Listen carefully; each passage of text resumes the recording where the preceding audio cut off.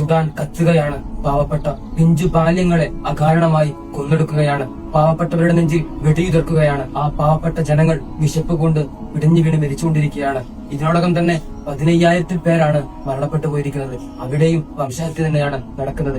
പാവപ്പെട്ടവരെ കൊന്നെടുക്കുന്ന ഒരു ഇടമായിട്ട് സുഡാൻ മാറിക്കൊണ്ടിരിക്കുകയാണ്. അവിടെ ആശുപത്രികൾ ഇല്ല, മരുന്നില്ല, അതുപോലെ ചികിത്സിക്കാൻ മറ്റൊരു ഇടമില്ല, ഡോക്ടർമാരില്ല. വിശപ്പ് കൊണ്ട് പിടഞ്ഞു വീണ് മരിച്ചു പോകുന്ന പച്ച മനുഷ്യർ നമുക്ക് സുഡാനിൽ കാണാം. ഫലസ്തീനിലെ പിഞ്ചു ബാല്യങ്ങൾക്കും ചെറുപ്പക്കാർക്കും ഉമ്മമാർക്കും വേണ്ടി നാം ശബ്ദിച്ചവരാണ്.